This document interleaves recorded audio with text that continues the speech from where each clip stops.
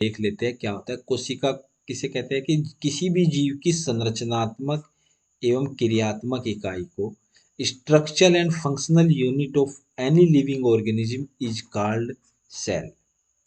और जो कोशिका की संरचना होती है, एक संगठित संरचना होती है, वह इसे इसके जो महत्वपूर्ण कार्य होते हैं उनको करने के योग्य बनाती है। जो कोशिका की ये स्ट्रक्चर होती है, वेल डिफाइंड स्ट्रक्चर है, इसमें जो अलग अलग ऑर्गेनल्स है, वो कोशिका को सभी इंपॉर्टेंट कार्य करने के लिए योग्य बनाती है। अब हम कोशिका के प्रकार देखते हैं। कोशिका कितने प्रकार की होती है। इस पृथ्वी पर हर एक जीव जंतु कोशिका का बना हुआ है, लेकिन कुछ जीव जंतुओं के अंदर कोशिका यूकैरियोटिक होती है और कुछ के अंदर होती है प्रोकैरियोटिक। तो कोशिका के प्रकार दो होते हैं। एक होता है प्रोकैरियोटिक और दूसरा होता है यूकैरियोटिक। प्रोकैरियोटिक में प्रो का मतलब होता है प्रीमिटिव। प्रीमिटिव होता है, हिंदी में इसको बोलोगे, प्रीमिटिव को बोलेंगे हिंदी में आदिम। और कैरियोटिक वर्ड लिया गया है कैरियोन से। कैरियोन का मतलब होता है केंद्रक, न्यूक्लियस, यानी कि केंद्रक। वे कोशिकाएं जिनमें जो आदिम केंद्रक है, जो प्रिमिटिव केंद्रक है, वो उपस्थित होता है, उन्हें कहते हैं हम प्रोकैरियोटिक सेल। Prokaryotic cell. और जो आदिम केंद्रक था, जो सबसे पहला केंद्रक था, वो वेल डिफाइंड नहीं था। लेकिन जो यूकैरियोटिक कोशिकाएं है, यू का मतलब होता है, ईयू का मतलब होता है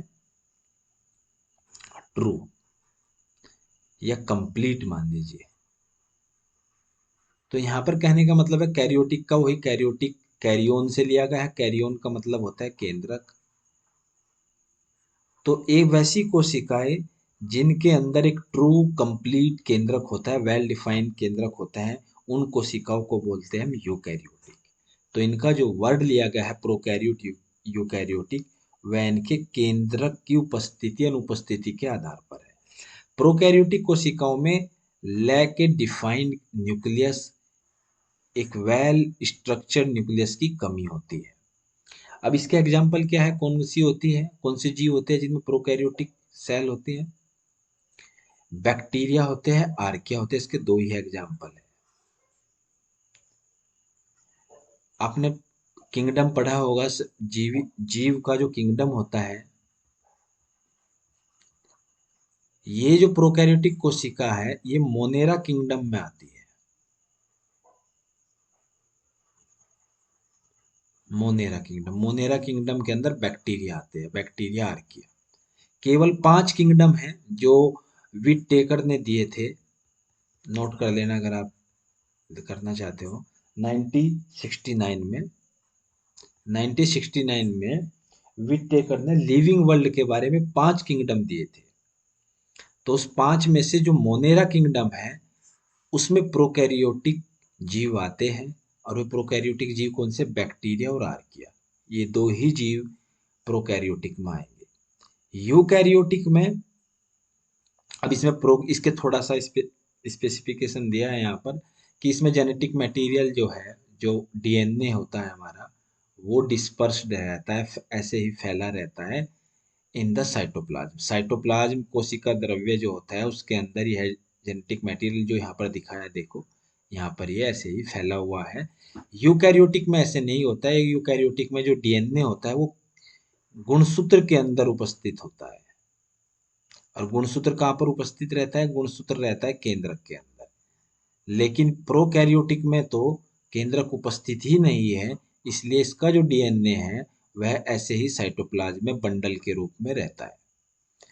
दूसरी बात है इसमें कि जो बैक्टीरिया और आर्किया हैं, इनके अंदर अगर सेल वॉल होती है, तो सेल वॉल जो है वो पेप्टिडोग्लाइकोन की बनी होती है। पेप्टिडोग्लाइकोन होता है कार्बोहाइड्रेट तथा प्रोटीन का बना होता है,